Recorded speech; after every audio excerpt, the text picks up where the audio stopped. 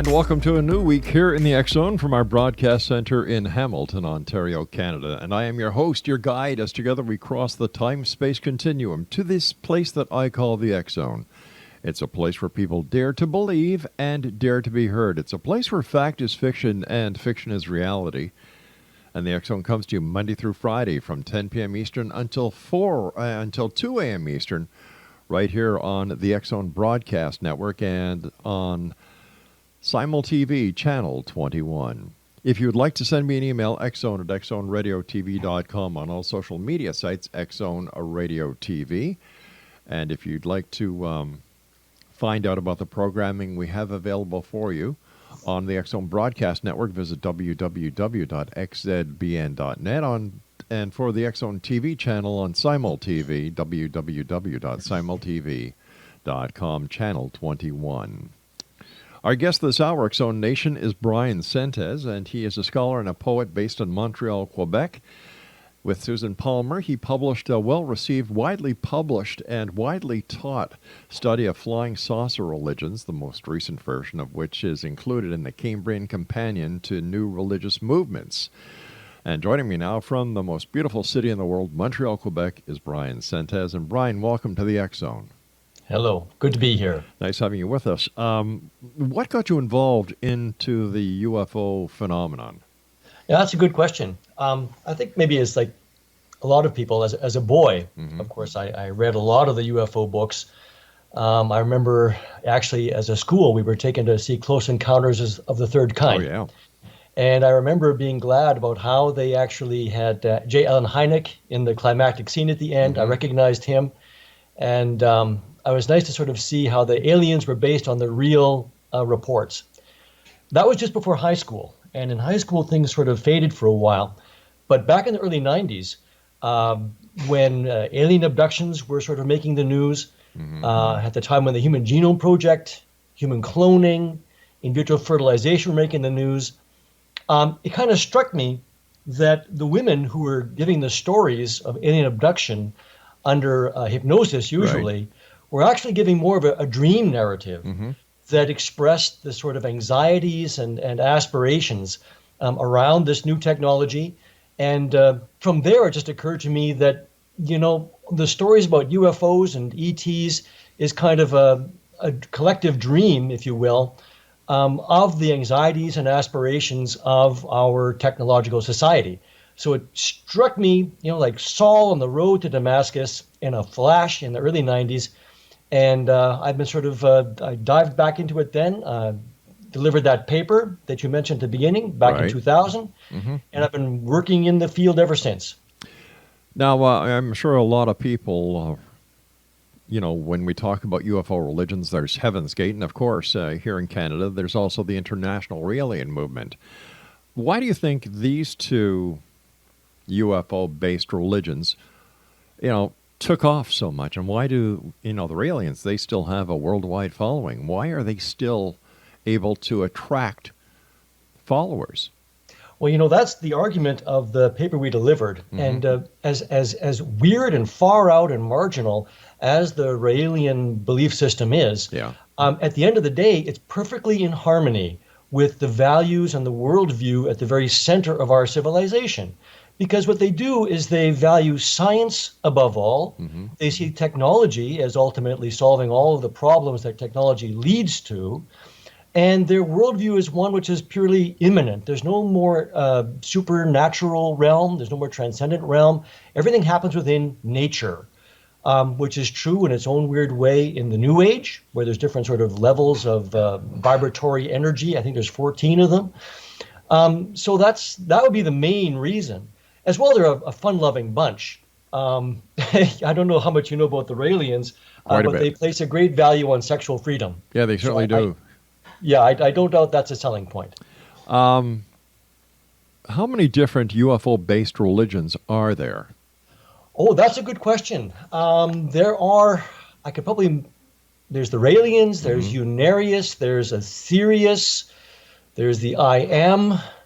These are the ones I know, of course, Heaven's Gate, as you mentioned. There's the Ashtar Command, so there's sort of channeling groups. And there are many others that are very, very small. And then with the advent of the internet, a lot of them have been sort of had more of a digital Right. profile than a physical profile. So in terms of like strictly flying saucer religions, that's a good question. There's at least a dozen, probably more. But my research has sort of focused more on the UFO phenomenon in general than the very, very specific religious expressions.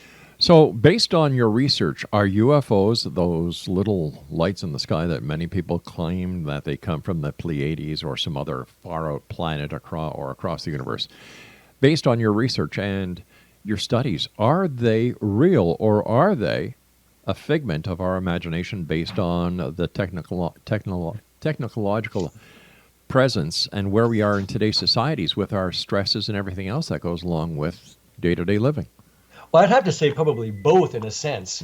On the one hand, a figment of the imagination is real too. I know I'm playing with the words a little bit there. Right. If you're asking, are they spaceships from Zeta Reticuli or the Pleiades? Yes. I find that highly dubitable for a number of reasons that we might get into. I think it truly is the case that at the end of the day, I agree with Jacques Vallée that there is a hardcore, mysterious, real, physical phenomenon. What it is a very good question.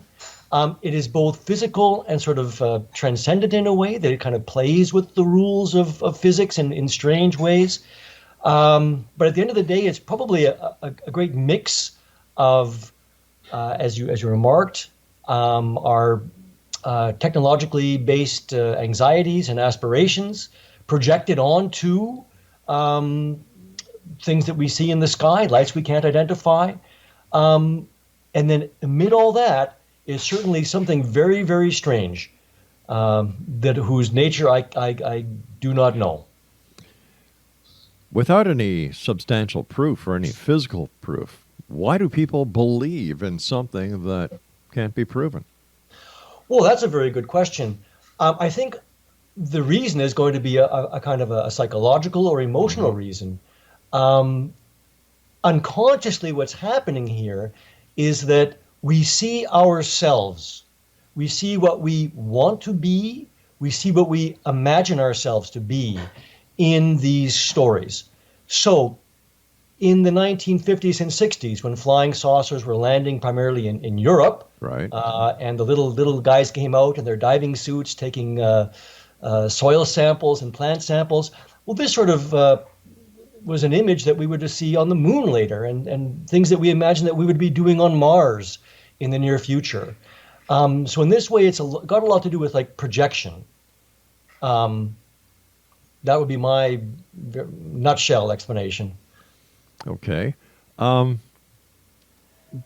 when we look at the UFO phenomenon, we have people who then take it from just the UFO aspect, and then there's contact, then there's alien abductions. You've got the Men in Black, the hypothetical situation where there are UFOs and extraterrestrials in Area 51. How did it grow so much? Oh, this is a beautiful story. That's a good question. I don't know if there's an authoritative answer that anyone can give you. The last thing it is aliens with underground bases working with American scientists to develop anti-gravity technology, Stephen Greer notwithstanding. What is the case, and you get this in a great book by Mark Pilkington called Mirage Men, is it becomes very clear very quickly that the American Air Force, at the very least, picked up on the UFO mythology and began to use it for various intelligence ends. So, for example, there's the very sad story of Paul Benovitz. All right, what we're going to do here is I'm just going to hold you off here. I have to take my first break. And it's a bit of a cliffhanger. Let's look at it this way, Exonation. Exonation, our guest this hour is Bryan Sentes. He is in Montreal, Quebec, Canada. And if you'd like to find out more about Bryan, visit his website at www.skunkworksblog.com. That's www.skunkworksblog.com. And Brian and I will be back on the other side of this very short commercial break as we continue here in the X Zone from our broadcast center and studios in Hamilton, Ontario, Canada. My name is Rob McConnell. Don't go away.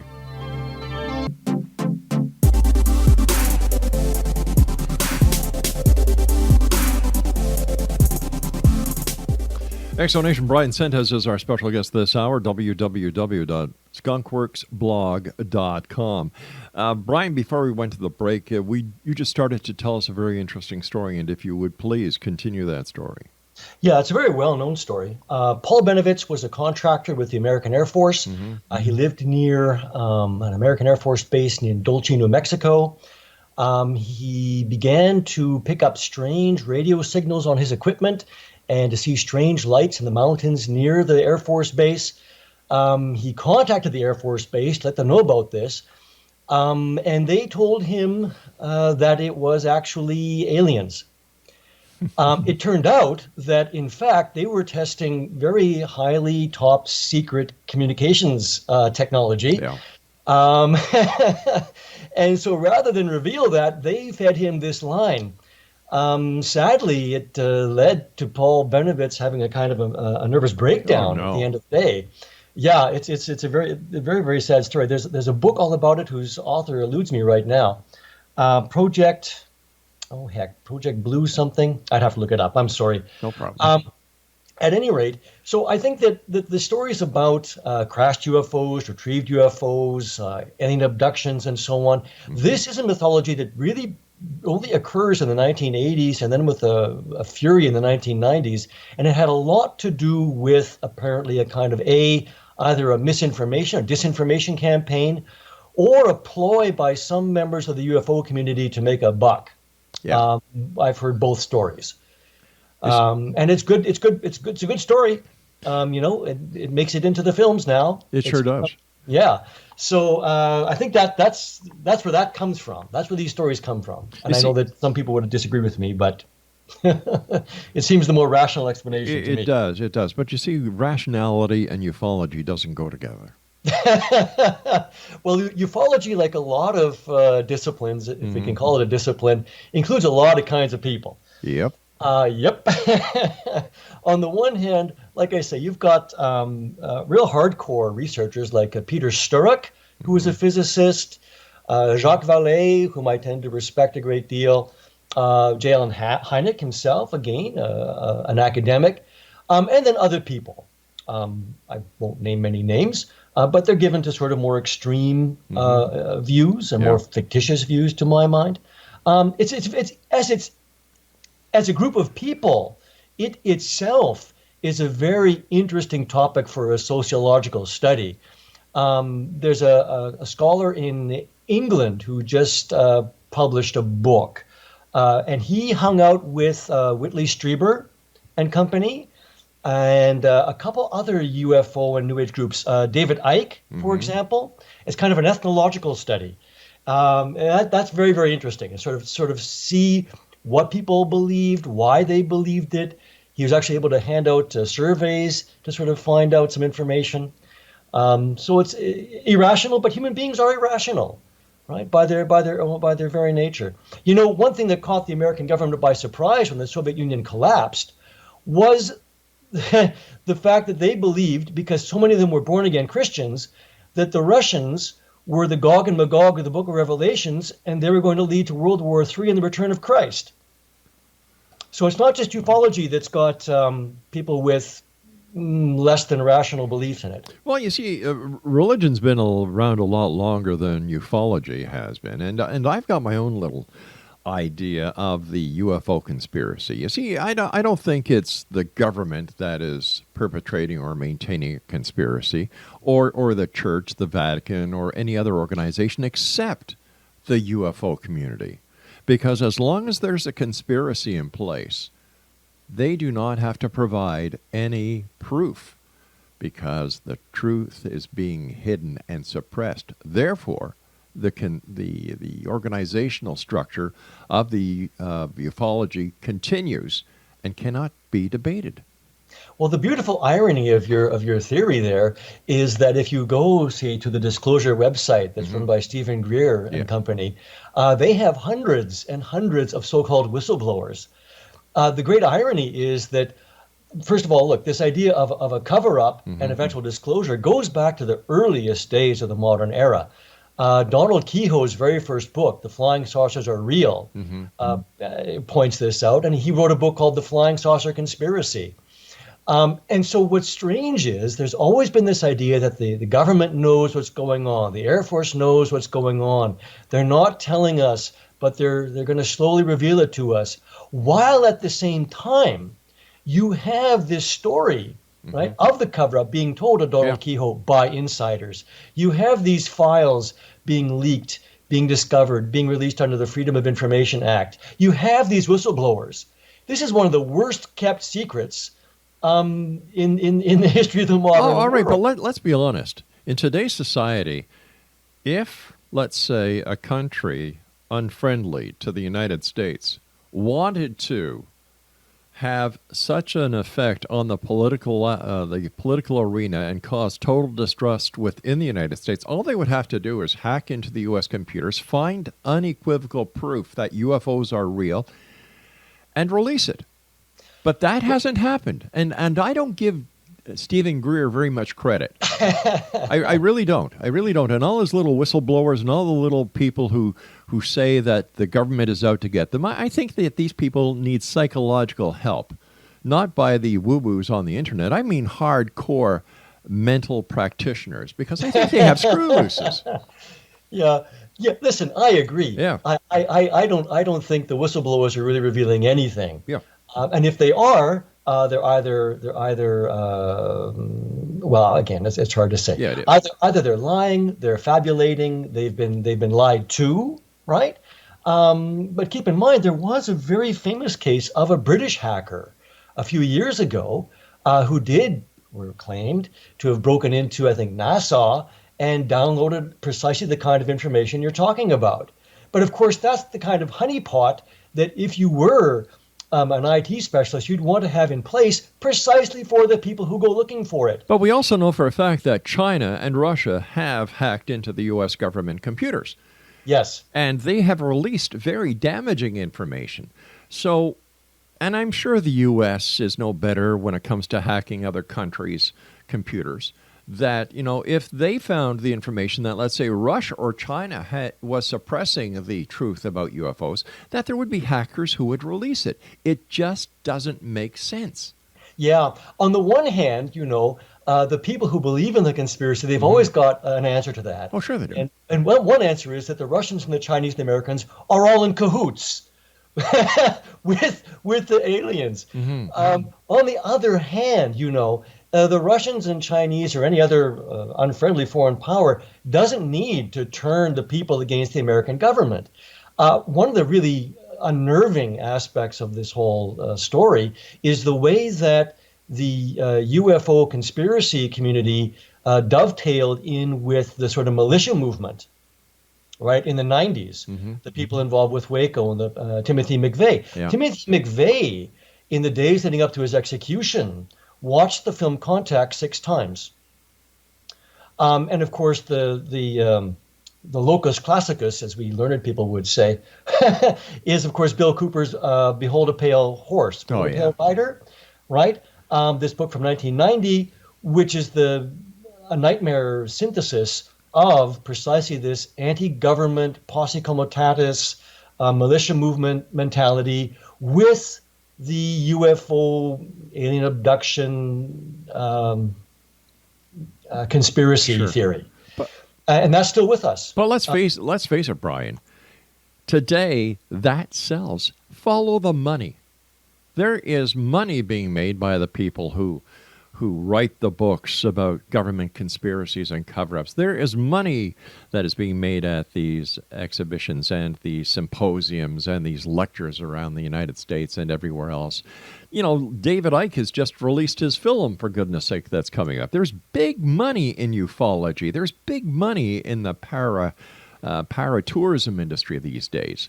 I think there's more snake oil being sold today within the UFO community than there is any credibility. Well, this is very interesting. I think on the one hand, someone like David Icke is a very special case. He's a wingnut. I'm sorry. Oh, yes, yes. I just mean in terms of his commercial success. Yeah. That's all I mean. Well, Stanton Friedman. Stanton makes a killing.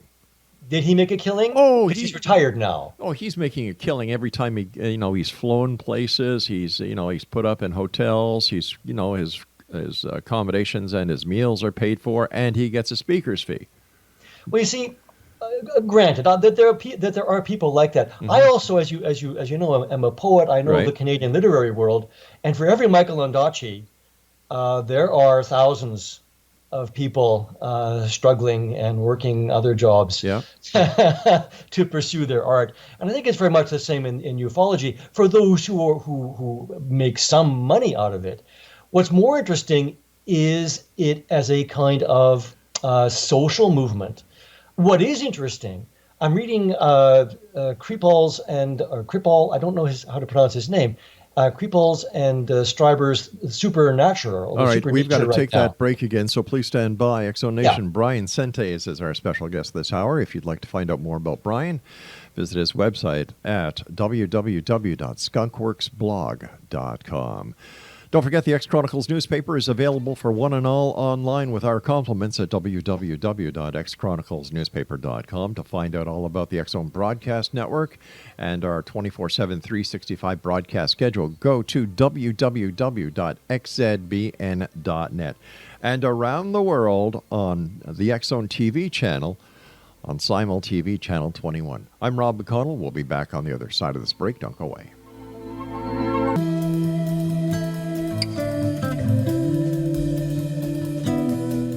Welcome back, everyone. Bryan Sentes is our special guest. His website is skunkworksblog.com. Speaking about David Icke, and not only does he have his movie coming out, I believe the trailer is available, and he is going to be hitting the theaters in the very near future.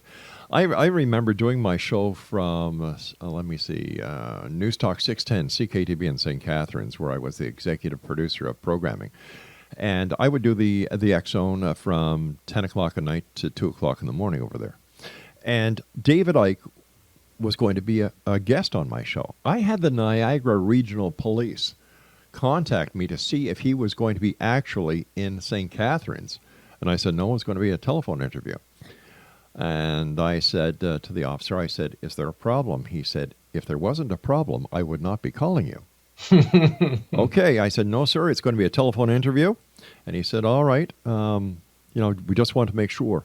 Well, I came to the station about an hour and a half prior to my show, and there was an unmarked police car with 2 police detectives in front of the station for the duration of the show. Interesting. I do know that he was recently barred from speaking in Australia because of supposed anti-Semitic remarks. Mm-hmm. His anti-Semitism is questionable and problematic. But he's making money with this. Yes. It's his shtick.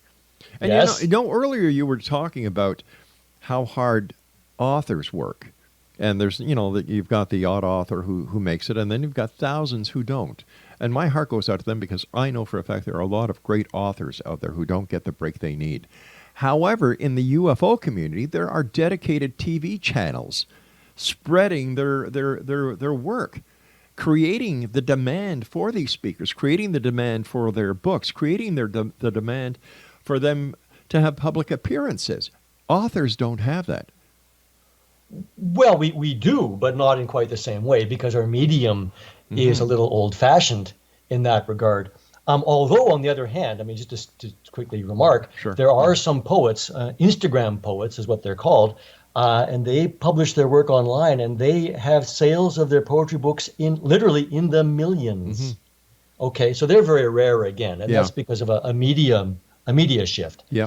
At the end of the day, though, on the one hand, you're perfectly correct. There is this sort of commodity side, right? This commercial side of the ufological, which I have to argue, at the end of the day, it pales compared to the kind of money that Men in Black or But yeah, UFO movies will go I pull understand. in, right? But Hollywood is all part of the media, and when Hollywood produces something, there's a lot of spin-offs, and a lot of these spin-offs can be found in today's UFO community, like Oh yes, Daryl Sims. Let me see who else can. And people like Sims, and I could go on and on. I've been doing this show now for 30 years, 5 nights a week, 4 hours a night. It's and I people say, well, Rob, how come you do your show if you don't believe? I'm looking for the truth, yes. plain and simple. If it's there, let's find it. If not, let's expose it. Well, what's interesting for me is that is the truth is the social phenomenon, Exactly. right? That's what's really quite striking. Hmm. On the other hand, right, following Jacques Vallée and Yeah. others like Peter Sturrock, hardcore physicists who've done their homework, there is sometimes some real physical phenomenon at work, which is poorly understood. One can even point to the Hessdalen lights in Scandinavia, which has been studied, but we're no near understanding what's going on there. Right. But of course, for me, at the end of the day, what's interesting is precisely the social interest. Why does this sell? Why has this grabbed our imaginations now increasingly in a worldwide way? And even more so, as I was referring earlier to the book by Whitley Strieber and Jeffrey, you know how his name is pronounced? I'm sorry, Kripal. No, I don't. I'll call him Jeffrey Kripal. He's a scholar of religion. It's the supernatural, why the unexplained is real. And Whitley Strieber remarks about the hundreds of thousands of letters he received from people who claim to have had the same experiences that he claims to have had. But once again, the number of letters that he claims to have received were never authenticated. I grant. But what is the case is that even a Gallup poll will reveal that most people, believe, right, how seriously or not, that, half of people believe that flying saucers are spaceships from outer space. And there are non-human intelligences But- in the universe, some of which are interacting with us. But we all And know this is interesting. we all know that any poll can be skewed to give any result that the pollster wants. Okay, now on the one hand, you're perfectly correct. I mean, if you look at the questions that are asked and Yep. the assumptions that are behind the questions, there's a lot of head scratching and brow furrowing that we can do. Sure. On the other hand, I think it is the case that this kind of response has been fairly consistent since the earliest stage of the phenomenon, especially in the United States. Europe is a little different, but not that different. And if it weren't the case that these stories were so compelling in their own way, then the ET wouldn't be as ubiquitous as it is. But we can say the same thing about Santa Claus at Christmas time, the Easter Bunny at Easter, the leprechauns on St. Patrick's Day. Well, the list goes on and on and on. Once Yeah, but again, that- it's a sociological event that is based on no proof. Oh, well, why does it have to be based on proof? Well, because how do you know if it's real? There's more proof for UFOs than there is for Santa Claus. Where's the proof? I'm sorry for your Where's the proof? Where's the proof? Yeah.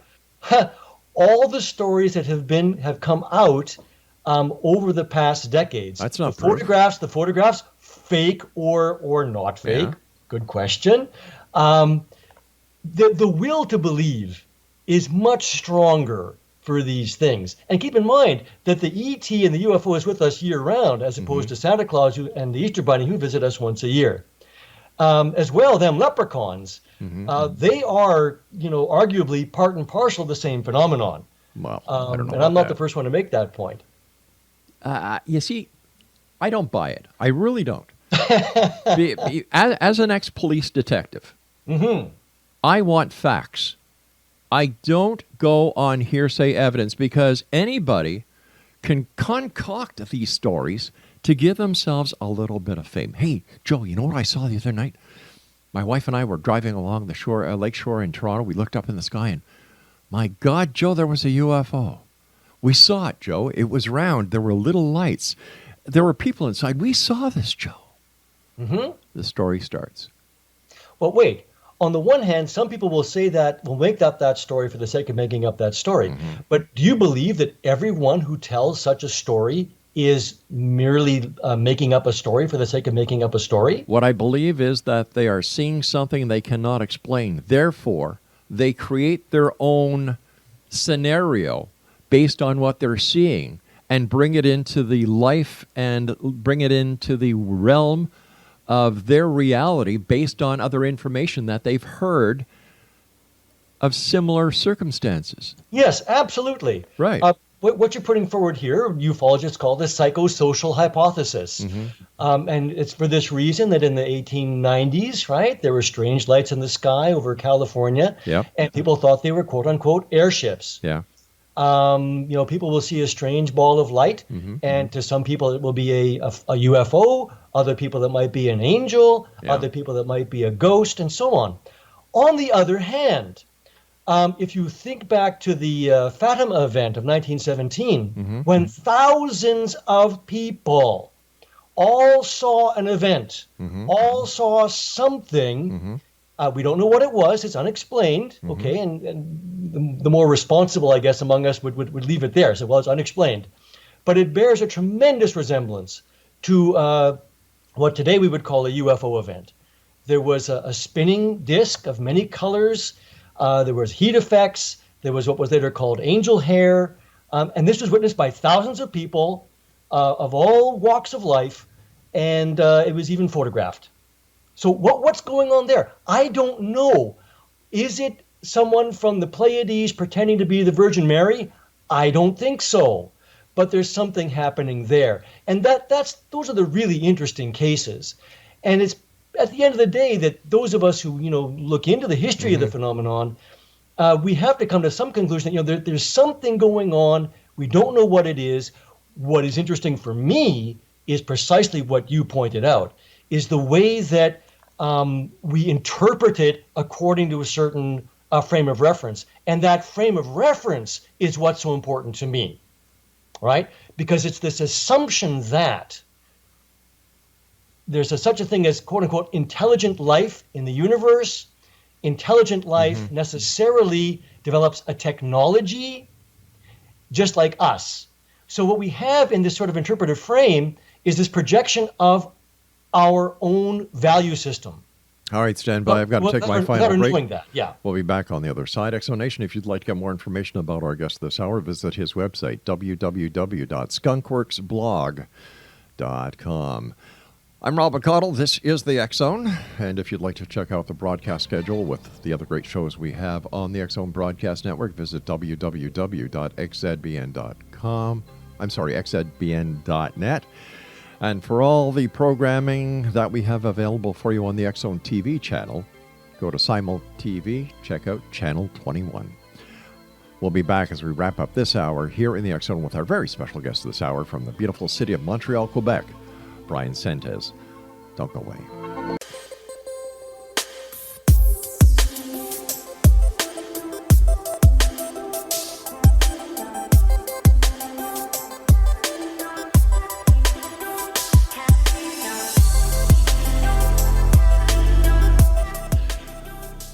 Bryan Sentes is our special guest. And first of all, Bryan, I want to thank you ever so much for coming on the show. I have thoroughly enjoyed our hour together, and I want to thank you for the great work that you do.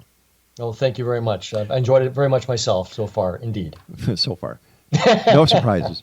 Listen, Bryan, is it possible that why ufology is so predominant these days is because people have lost faith in the established religious philosophies that have kept them going for so long? Oh, that's a very, very interesting observation. Here in Quebec, where I think you were raised here, if I remember correctly. That's right, yeah. You remember there was this thing called the Quiet Revolution. Quebec used to be dominated by the Roman Catholic Church into the 1950s, and then it sort of threw that off. And now it's a very secular society, but it's also the province with the highest number of new religious movements. And perhaps the same thing is going on in general, as you point out, that the UFO as a kind of transcendent image, as perhaps carrying ufonauts who come from more advanced civilizations that have gone through the problems that we are suffering right now. They're coming to give us answers that we need. They're something supernatural, although they're technological. And so surely it is the case that with the sort of loss of traditional religions, although that's even debatable at a certain point, but you're right, with the kind of more secular society we have in the so-called West, UFOs certainly serve a religious function in that way, either in the kind of the New Age way that we had with George Adamski and so on in the 1950s with the Space Brothers, these Right. tall blonde dudes coming out of the flying saucers, or with sort of people like the SETI, with I think it's James Gilliland and so Yeah. on, or Stephen Greer too. There's a weird sort of mixture of sort of New Age spirituality and UFO paranoia conspiracy theory. It's a very, very interesting and heady mix.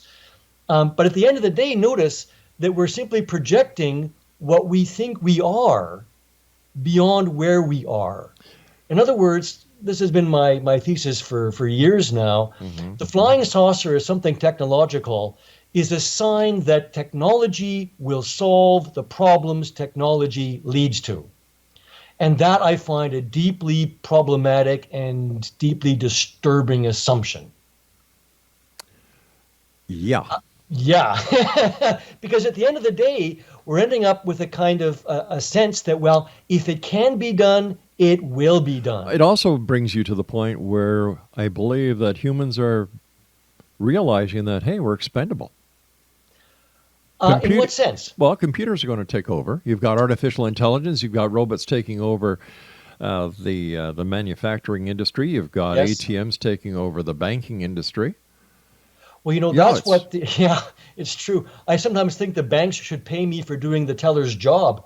That's a good idea. I'm going to vote for you. It is. The Raelians, they have a kind of a political arm called Paradism, I think it is, and they embrace automation. They think that robots will do all of our work, and we will be given a wonderful world of leisure and paradisal material wealth resulting. Yeah, well, See, it's funny. I teach college, and my students, they're young people. They're 18, 19.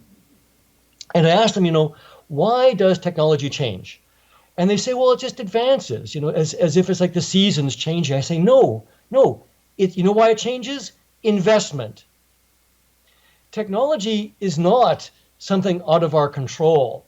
It's something that, and we were talking about this earlier when I talked about making money. Yes. Let's talk about Bill Gates. Let's talk about Mark Zuckerberg. Big time. Let's talk about Google and DeepMind and AI. Why are these things being developed? Money. Money's going into it for the sake of money.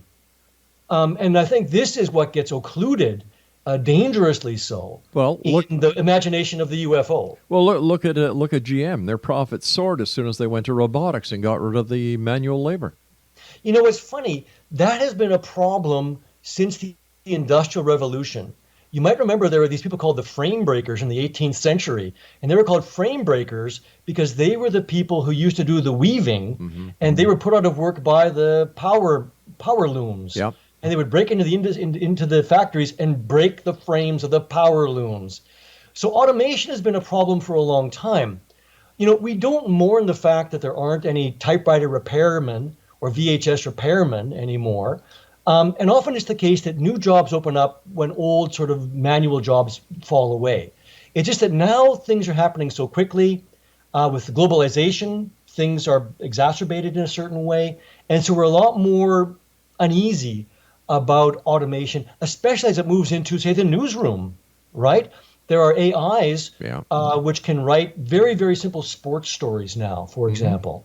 And people in the humanities, people like lawyers, for example, are like AI because it can help get rid of a lot of the drudge work that goes into it. But on the other hand, what happens to the people who want an articling position in a legal firm? So it's a persistent problem. I guess we'll have to ask the people from Zeta Reticuli or the Pleiades how they solved it. Two things. Number one, what is your opinion of Roswell? Give me an idea within 2 minutes because I want to get you to read us a poem. Oh, well, I don't know if I can read you a poem about Roswell, but I can read you a poem about flying saucers. All right, read us a poem about flying saucers, then I'll ask you about Roswell. This is from the work in project. All right. Work in progress. Okay, flying saucers. Tuesday, 3 in the afternoon, the 24th of June, 1947. Kenneth Arnold of Boise, rescue pilot, businessman, deputy sheriff, and federal marshal, U.S. Forest Serviceman. At 9,000 feet, crystal clear conditions, alone in his call air between Cahalas and Yakima, an hour's detour searching for a lost transport. Out of the blue, a flash like just before a midair crash made him look left, north of Mount Rainier, to see at 90 degrees 9 seeming jet planes in a V pointed south. The echelon vaguely bobbing and weaving, flashing reflections 24 miles off, against Rainier's snows tailless, flying the nearly 40 miles between Mounts Rainier and Adams, 3 times the speed of sound. The first crossed the ridge bridging the mountains as the last came over its north crest 5 miles back. 9 crescents needing to be half a mile long to be seen, flying that fast, that far away. So smooth, mirroring sunlight, like speedboats on rough water, wavering information, like the tail of a Chinese kite, wings tipping, flashing blue-white, each like a saucer skipped over water. Wow. Little faster than I normally read it, but we only have 2 minutes, so. Yeah. Thank you very much for reading that. And where can Thank you. where can people get copies of your book? Oh, that's a good question. Well, you can go to Amazon, but I prefer you go to my publisher. It's DC Books. Amazon is evil. They use slave labor. Go to DC Books, or you can Google Poeta Doctus, Poeta Doctus. That's my poetry website, and there's a page there with links to all of the books I've published. Grand Gnostic Central is the name of the book with that poem, and there's another book with some UFO poems called Ladonian Magnitudes, and they're both from DC Books here in Montreal. Quick question: what is your opinion of the alleged crash of a UFO in Roswell, New Mexico? I think it's a wonderful story. It's a wonderful myth, and I love the fact that it's rose well. And there's a wonderful expression called sub rosa, which goes back to the Rosicrucians. So no, I think it's a wonderful story. It's a wonderful myth, and it's part of this, what Jung called a modern myth of things seen in the sky or that crash in the sands of New Mexico. We've got about a minute and a half left. What are your final thoughts? What are your final words to the worldwide X-Zone Nation tonight?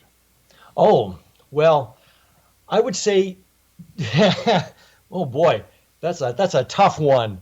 I would say, come to my blog, Skunkworks, skunkworksblog.com, because there I'm actually able to sort of set out these ideas in much more detail and with other links to sort of more pertinent information. I think the phenomenon is very, very important. It's as important as it is marginal and weird and far out. And it points to what's at the center and the heart of our society in ways which are very, very informative, illuminating, and distressing.